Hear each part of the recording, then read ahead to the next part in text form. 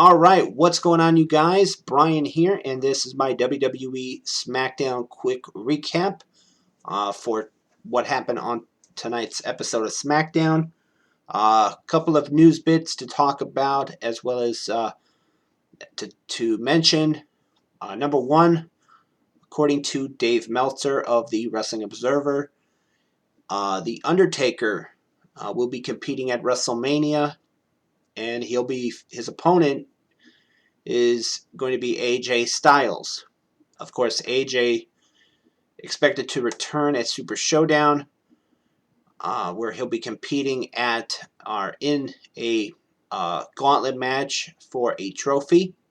I'm not even going to try to mention the name of the mountain trophy. I'm not even going to try to mention it.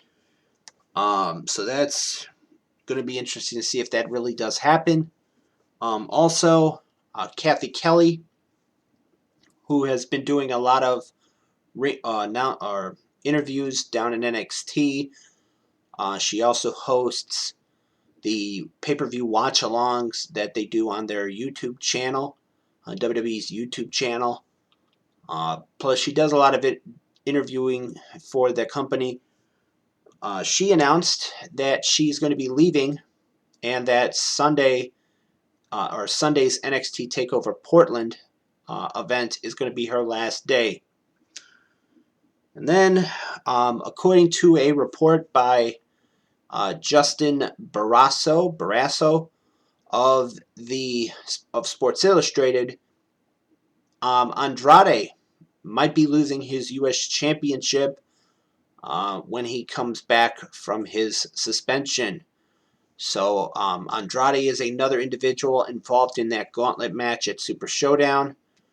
Whether or not that happens where he loses his championship, we'll have to wait and see. But it's just basically it's a rumor going around. So moving on to SmackDown, we saw a bunch of segments. It started off with a moment of bliss with Alexa Bliss and Nikki Cross. They talked to Carmella, who would be interrupted by Bayley. This would lead to the opening match, the SmackDown Women's Championship on the line. Bayley defending against Carmella.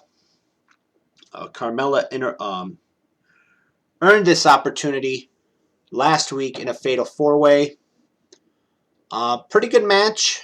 Carmella really gave it her all, but in the end, Bayley using underhanded tactic by putting her feet on the ropes to when she pinned Carmella to retain her championship.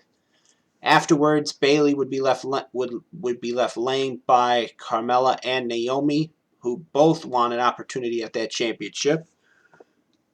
And a match would be set for next week between Carmella and Naomi, where the winner will face and challenge Bayley for the SmackDown Women's Championship at Super Showdown. So that's a huge match to look forward to next week.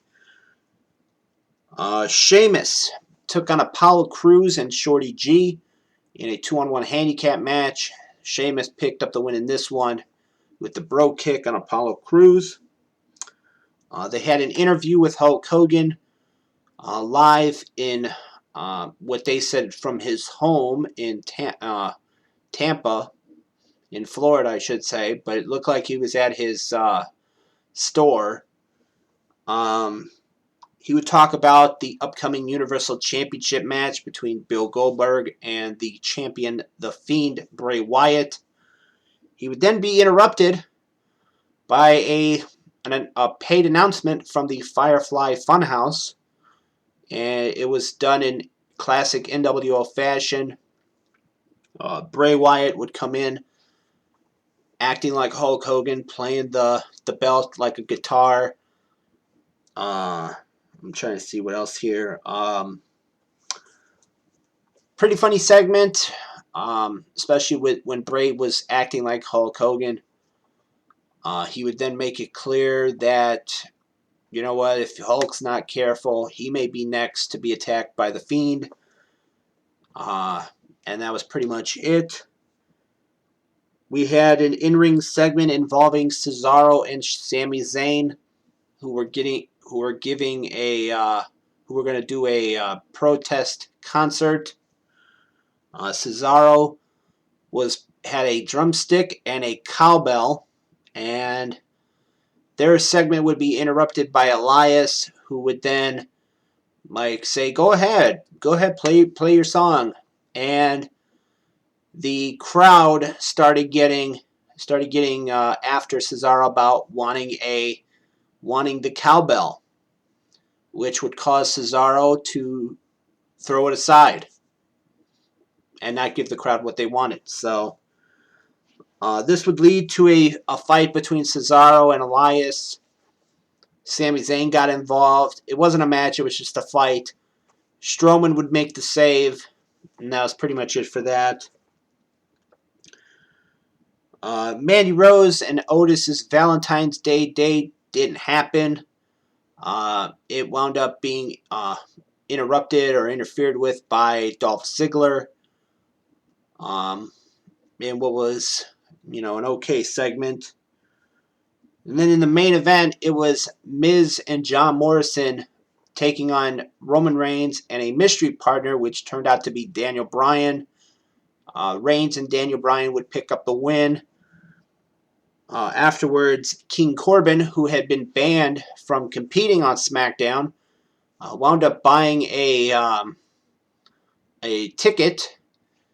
Would sit ringside, and after the match, he would attack Roman to give more heat or more flame and fire to their rivalry and their match heading into a Super Showdown, where they'll be facing against each other in a steel cage.